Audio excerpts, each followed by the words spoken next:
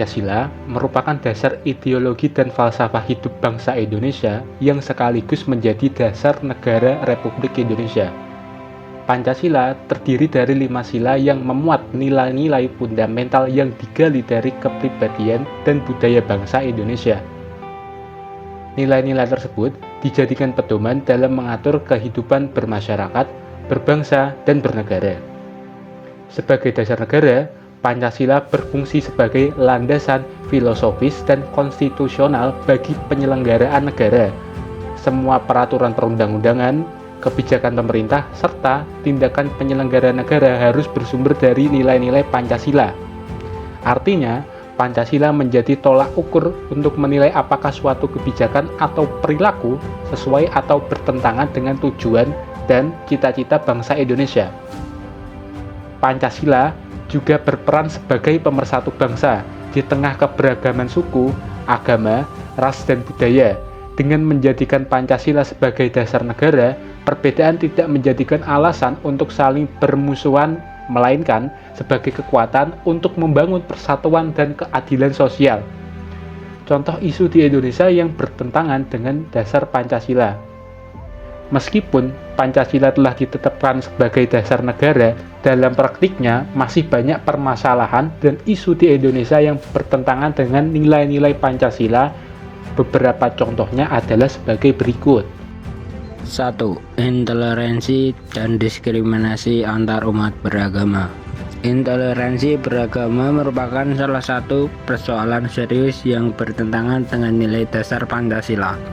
Bentuk ini dapat berupa penolakan terhadap pendirian rumah ibadah, pelarangan kegiatan keagamaan, intimidasi terhadap kelompok minoritas, hingga ujaran kebencian yang bernuansa agama. Masalah ini biasanya muncul akibat kurangnya pemahaman terhadap nilai toleransi, fanatisme sempit, serta penyalahgunaan agama untuk kepentingan kelompok tertentu.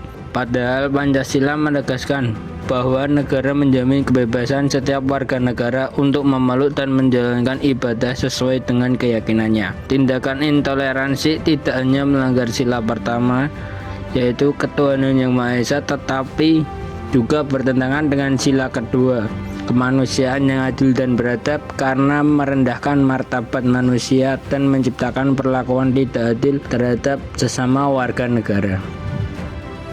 Korupsi dalam penyelenggaraan negara. Korupsi merupakan permasalahan klasik yang hingga kini menjadi penghambat utama terwujudnya keadilan sosial di Indonesia. Korupsi terjadi karena pejabat dan aparatur negara menyalahgunakan kekuasaan untuk kepentingan pribadi maupun kelompoknya.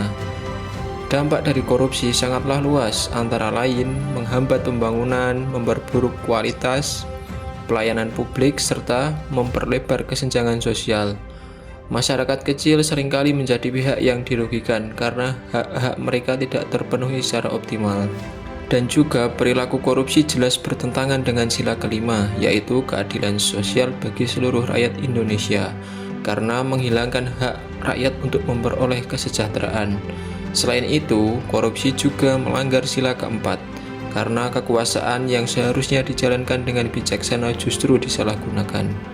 Pancasila merupakan dasar negara dan pedoman utama dalam kehidupan berbangsa dan bernegara.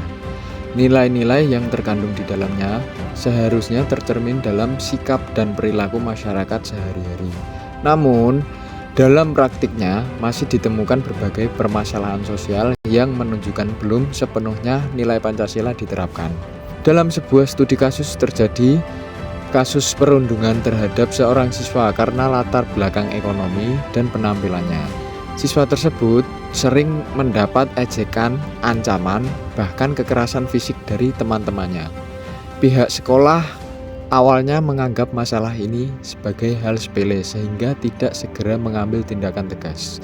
Akibatnya, korban mengalami trauma, menurunnya prestasi belajar, dan kehilangan rasa percaya diri. Kasus ini merupakan bentuk pelanggaran hak asasi manusia karena di setiap individu berhak mendapatkan rasa aman, perlindungan, dan perlakuan yang adil tanpa diskriminasi. Ketimpangan sosial dan keadilan yang belum merata. Masih adanya kesenjangan antara kelompok kaya dan miskin, serta perbedaan tingkat kesejahteraan antar wilayah, menunjukkan bahwa nilai keadilan sosial belum sepenuhnya terwujud. Ketimpangan ini dapat dilihat dari akses yang tidak merata terhadap pendidikan, kesehatan, dan kesempatan ekonomi. Kondisi tersebut mencerminkan bahwa pembangunan belum sepenuhnya berorientasi pada pemerataan dan kesejahteraan seluruh rakyat.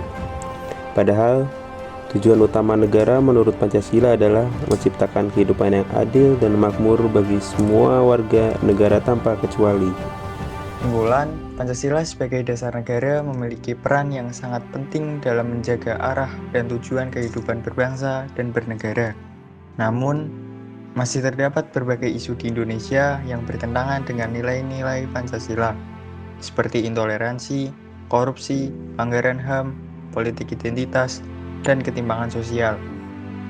Oleh karena itu, pengamalan Pancasila secara nyata dalam kehidupan sehari-hari menjadi tanggung jawab bersama seluruh elemen bangsa.